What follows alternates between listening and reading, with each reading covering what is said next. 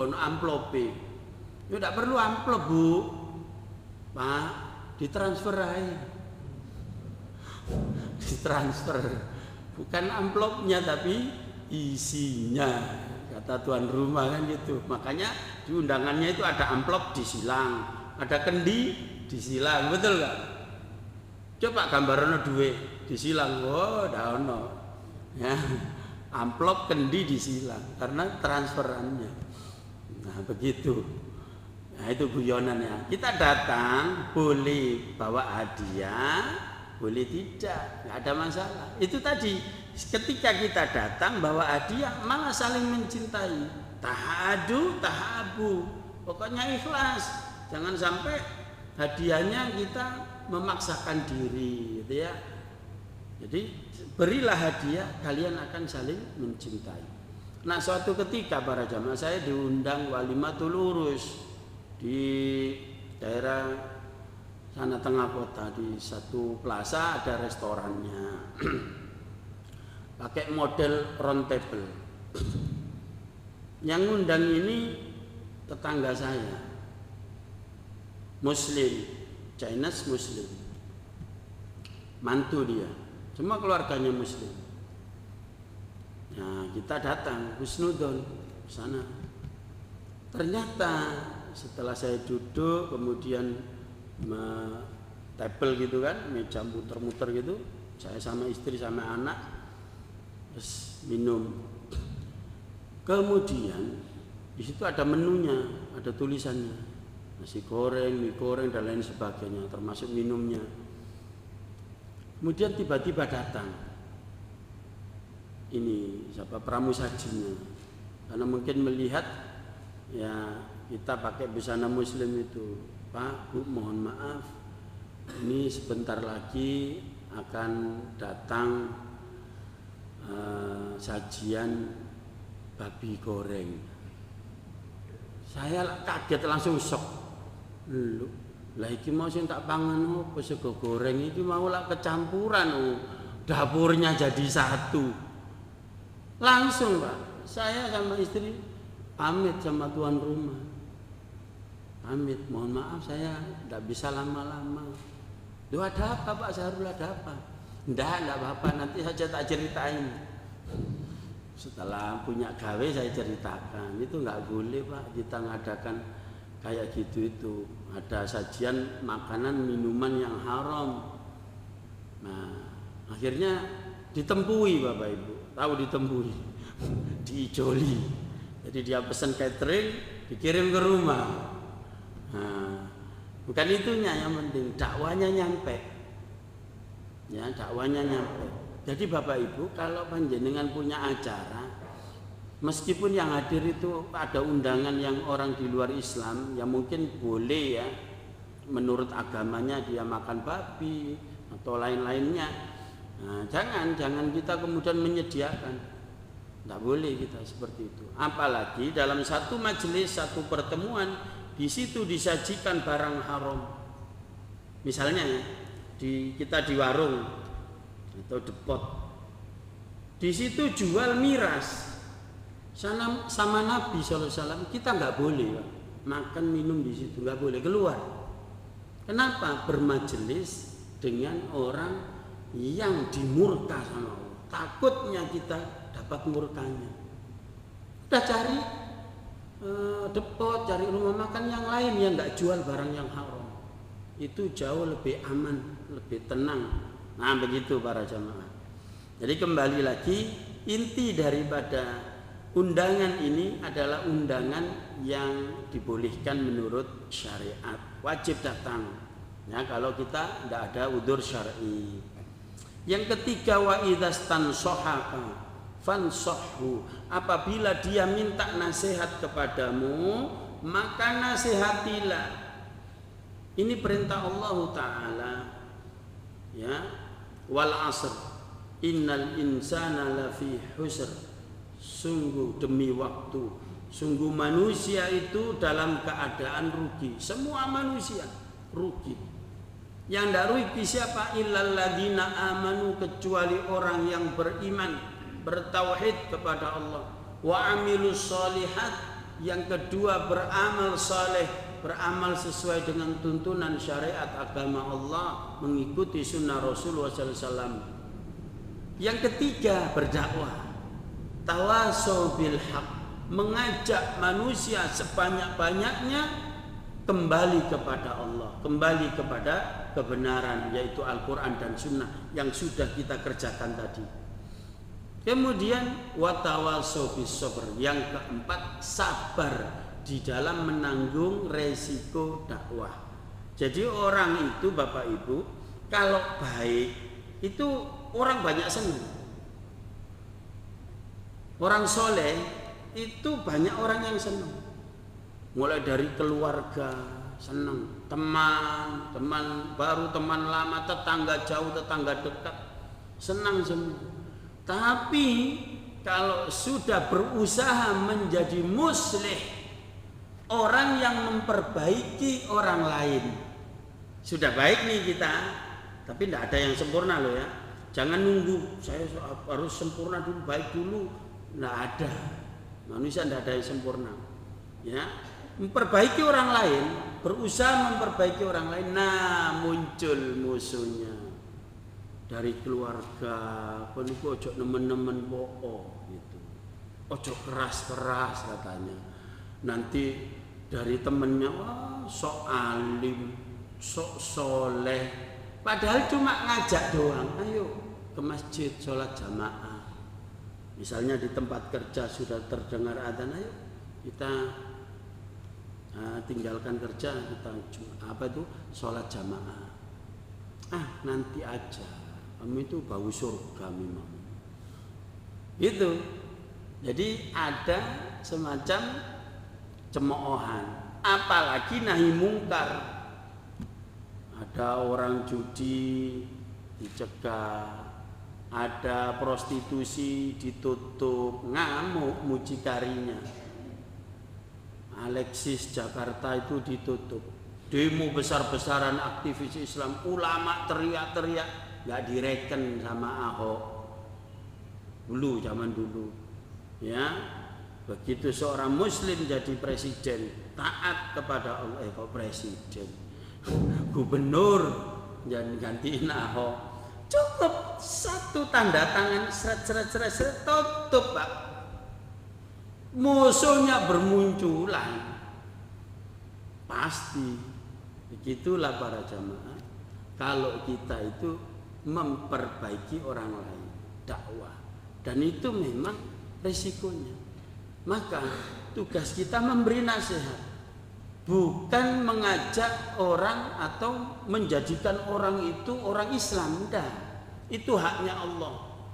Perkara dia jadi baik, dapat hidayah, itu yang membuka adalah Allah Ta'ala.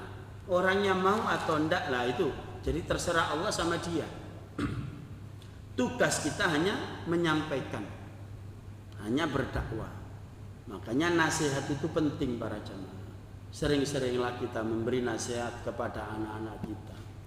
Anak-anak itu Bu, kalau sudah usia SMP, SMA ya Bu ya, wah gampang betul tuturane, nggih Bu. Ya, jadi anak usia SD, SMP, SMA, SD masih nurut, begitu SMP, SMA, waduh, udah tambah nurut, alhamdulillah. Ini loh Bu, mainannya ini Pak, gadget. 24 jam pakai gadget. Di pondok saya nggak boleh, haramkan pakai gadget. Tapi ada waktu tertentu boleh, ya. Dan yang diakses dibatasi. Artinya ada tugas gitu, bukan mutlak nggak boleh. Nah, nasihat diarahkan, bukan dimarahi. Ya, terutama anak-anak tadi itu, karena kalau dilarang justru mereka ini kepo, istilahnya anak muda sekarang itu kepo, pengen weruh, kan penasaran, pengen nyoba sesuatu yang baru. Nah, diarahkan nasihat. Begitu pula nasihat itu kata Rasulullah SAW, ad-dinun nasihat, agama itu isinya nasihat. Liman ya Rasulullah? Untuk siapa? Lillah, wali Rasul, wali a'immatil muslimin wa amatihim. Jadi sumbernya nasihat itu dari Allah, dari Al-Quran. Yang kedua dari Rasulullah, As-Sunnah. Semua isinya Al-Quran dan Sunnah ini nasihat. Kemudian ditujukan kepada siapa? Pemimpin kaum muslimin. Makanya kata Rasulullah SAW, qaulul haq, afdalul jihad qaulul haq inda sultanil jahir. Sebaik-baik jihad adalah memberi nasihat kepada penguasa yang dolim. Berani memberi nasihat. Nah, tentu ada caranya. Nah, begitu para jamaah. Jadi kepada penguasa, pejabat perlu dinasihati. Kemudian kepada umat Islam secara keseluruhan. Kemudian yang keempat, wa idza atasa fahamidallah wasammithu. Apabila dia bersin kemudian mengucapkan alhamdulillah, memuji Allah, maka doakanlah alhamdulillah. Ya kan, orang bersin alhamdulillah, segala puji bagi Allah. Kemudian kita yang dengar mengucapkan apa Pak? Doanya yarhamukallah, semoga Allah merahmatimu. Ya, karena dia sudah memuji Allah, kita doain semoga Allah merahmatimu. Nanti yang bersin itu balas lagi, yahdikumullah wa yuslih balakum. Ya, mudah-mudahan kamu diberi hidayah oleh Allah. Begitu. Nah, ini para jamaah saling mendoakan satu dengan yang lainnya. Hanya gara-gara dipicu oleh bersin. Maka orang bersin itu tandanya sehat. Kenapa? Mengeluarkan penyakit. Dan Allah cinta. Kenapa? Karena dengan bersin orang itu mengucapkan hamdalah. Yang dibenci oleh Allah itu apa? Menguap, angop. Ada yang orang menguap itu sampai bunyinya itu tetangganya kedengeran. Saking banternya. Kalau nguap itu ditahan, jangan bersuara. Kalau bersuara setan tertawa, begitu kata Rasulullah. Nahannya gimana Bapak Ibu? Pakai punggung telak tangan ini, baliknya telapak tangan kiri, tutup gini. Wah, gitu. Jadi yang dibenci oleh Allah itu nguap. Kenapa? Tandai males. Apalagi pas pengajian bolak-balik angop ini. Apalagi Jumatan, wes tambah khotib jerat-jerit, khotbah bengak-bengok, teriak-teriak, jamaahnya tidur pulas karena angop tadi. Nah, ini para jamaah. Yang terakhir, yang kelima, fa idza maridha fa'udhu. Apabila dia sakit maka jenguklah. Jenguk, sambangi. Ini tidak pakai undangan. Beda dengan yang nomor 2 tadi Bapak Ibu. Kalau pesta pernikahan undangan itu, jenengan kalau nggak diundang jangan datang.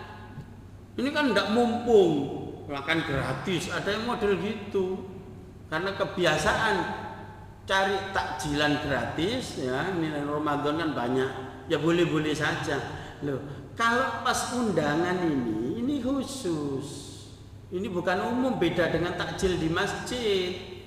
Itu kan umum. Tapi kalau undangan makan-makan harus dapat undangan. Kalau nggak diundang jangan datang. Kenapa? Karena sudah diperhitungkan kursinya, ya cateringnya, jatah konsumsinya itu loh. Nah umpama kita pengen datang, minta izin dulu. Boleh enggak saya besok bawa temen? Berapa? Ya sak mobil rombongan ojo siji ndak apa-apa. Tak rombongan sak bis. Jangan. Nah, kalau makan-makan gitu. Jadi perlu undangan. Tetapi kalau sakit ndak usah diundang. Langsung disambangi. Kita dengar, kita tahu, sambangi. Kenapa para jamaah? Karena semua kita itu pernah mengalami sakit. Tidak enak sakit itu, gimana bisa enak? Tidak bisa kerja, tidak bisa beribadah dengan sempurna gara-gara sakit. Padahal itu baru satu nikmat Allah yang dicabut. Coba kalau semuanya dicabut, ya, baru misalnya apa sakit penyakit dalam paru-paru atau apa, naudzubillah, ya, itu baru satu. Bagaimana kalau giginya bareng sakit, matanya sakit, naudzubillah. Nah, makanya baru satu atau beberapa saja sudah seperti itu. Apa harapannya para jemaah? Harapannya itu support. Ya, di samping doa kepada Allah pasti support dari orang sekitar, kenalan, terutama keluarga. Ya, istri atau suami atau anak, keluarga, lingkaran circle terdekat. Kemudian tetangga, teman-teman. Disinilah pentingnya bergaul para jemaah. Kita harus kenal satu dengan yang lain, tetangga. Jangan sampai ada orang sakit kemudian tidak ada yang nyambangi. Saking melasnya dia foto ranjang di rumah sakit, dia terkapar sambil diinfus, difoto cekrek, dikirim ke grup, menandakan dia pengen disambangi. Akhirnya apa? Karena temannya itu hanya teman dunia maya, maka teman-temannya yang balesi syafaqallah, kasih stiker mudah-mudahan cepat sembuh. Itu jadi doanya itu cuma lewat HP, kirim stiker. Kenapa? Temennya hanya di dunia maya dan waktu sehat tidak pernah nyambangi orang sakit. Nah, begitu para jamaah. Makanya kita sambangi kalau ada yang sakit. Itu besar sekali pahalanya para jamaah. Dan doakan ketika sampai, ini yang sering lupa. Orang yang dipikir itu nggawa apa ya nang kono. Nggawa pisang, nggawa roti tawar, nggawa susu dan lain sebagainya. Iki sing mangan, sing nunggu. Bener gak, Pak? Bener gak? Si sakit itu panganannya saiki genti, pil, obat infus. Nah, jangan ribut bawaannya, doanya yang penting. Begitu nyampe, menurut sunnah Nabi SAW, ya, kita dalam keadaan suci, dalam keadaan berwudu, kita pegang yang mana yang sakit. Ya. Misalnya kepalanya atau perutnya, kita pegang. Tentu ini yang mahram ya, pegang. Kemudian kita doakan. Ya, Allahumma rabban nas adhibil ba's isfi anta syafi la shifaa illa shifa'u shifaan la yughadiru saqaman. Atau doa yang singkat, Allahumma shfi shifaan ajilan, ya Allah sembuhkan dia ya Allah dengan kesembuhan yang cepat. Nah gitu. Terus sambil dihibur. Kalau bahasa Arabnya Rasulullah itu menghibur beginilah, ba'sa tahur, tidak mengapa kamu sakit ini, insya Allah bersih dosa-dosamu. Nah begitu para jamaah. Setelah kita mendoakan, maka mau pulang giliran kita minta didoai. Kenapa para jamaah? Kalau yang sakit ini orang yang soleh, Allah gugurkan dosanya, dia lebih dekat kepada Allah, dongane mandi. Begitu. Doanya ini mustajab. Oleh karenanya minta kepada yang sakit itu giliran saya ini doanya. Nah, begitu para jemaah. Yang terakhir adalah wa idza mata fatba'hu. Apabila meninggal dunia, maka selenggarakan prosesi jenazahnya, alias merawat jenazahnya. Bagaimana merawat jenazah? Yang pertama adalah memandikan, karena tidak bisa mandi sendiri, ya kan? Mandinya ini seperti kita mandi janabah, seperti juga mandi hari Jumat itu. Ya, itu yang pertama. Jadi anggota wudhu dulu, kemudian yang lainnya. Kemudian yang kedua para jamaah, diberi pakaian yang tidak berjahit. Ya, kalau kita laki-laki ketika pakai ihram itu kayak gitu. Cuma ini harus tertutup seluruh auratnya, ya, dari ujung rambut sampai ujung kaki. Biasanya kalau laki-laki 3 helai kain kafan, kalau perempuan 5, ya, untuk cadangan itu. Selanjutnya setelah diberi kain kafan, dikafani, yang ketiga didoakan. Maksudnya di sini sholat jenazah. Nah, sholat jenazah. Yang mimpin kalau orang tua yang meninggal anaknya itu lebih berhak. Oh, ini ada ustadz, enggak. Yang lebih berhak itu ahlinya, keluarganya. Bukan Pak Mudin, bukan Pak Yai, bukan ustadz. Walaupun di situ hadir syekh dari Arab, enggak. Itu yang paling berhak nyolati menjadi imam adalah keluarganya. Begitu para jamaah. Setelah itu dimakamkan, ya, dikubur, karena asalnya dari tanah kembali ke tanah. Selesai sudah. Itulah kewajiban kita, atau kelak kalau kita meninggal hak kita yang kita peroleh dari saudara muslim yang lainnya. Pahalanya besar para jamaah. Orang yang mensolatkan jenazah dia dapat pahala 1 qirot. 1 qirot itu kata Rasulullah setara gunung Uhud. Kalau dia setelah mensolatkan mengantarkan ke pemakaman, maka dapat 2 qirot sempurna pahalanya, yaitu 2 gunung Uhud besar. Nah begitu para jamaah. Kenapa kok kita harus ini ngantar atau menyelenggarakan jenazah? Ini zikrul maut para jamaah. Kita bakal seperti itu. Tuh lihat, si fulan meninggal, baru saja kemarin ketemu, orang tidak tahu kapan kita meninggal. Jadi kita hati-hati di dalam berucap, berbuat. Si fulan ini kaya, meninggal, satupun mobilnya nggak ada yang dibawa. Jangankan mobil, pulpennya nggak dibawa. Nggak ada yang dibawa. Apa yang dibawa? Amalnya.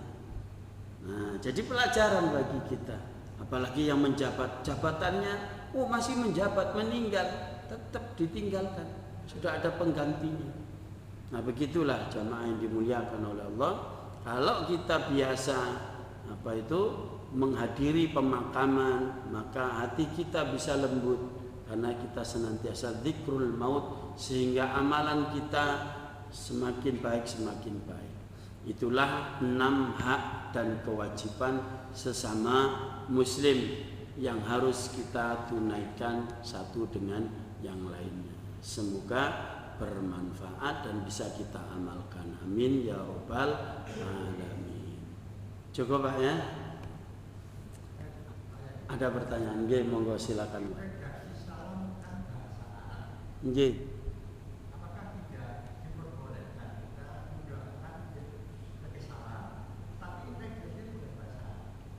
Ya. Iya, terima kasih.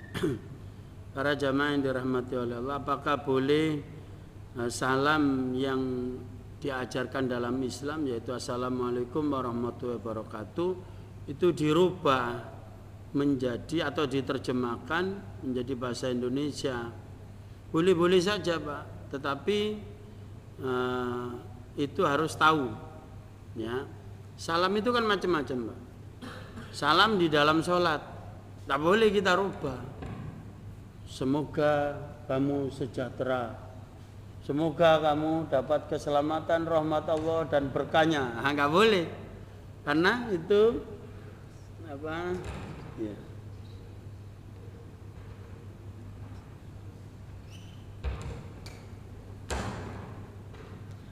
Jadi kalau kaitannya dengan ibadah mahdho, maka nggak boleh dirubah, ya. Dan tidak perlu jawaban. Begitu pula salam ketika kita masuk ke area pekuburan, itu juga ada salamnya, Pak. Ya, ada yang tahu salamnya?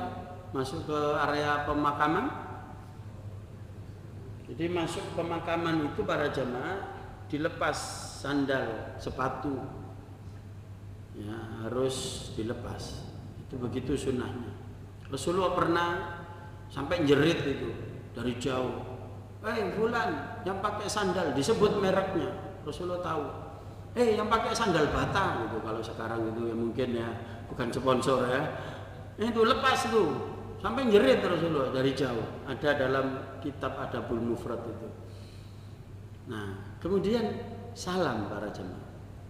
Assalamualaikum ya ahlad diyar minal muslimina wal mu'minin wa inna insyaallah bikum lahiqun nas'alullahu lana wa lakumul afiyah.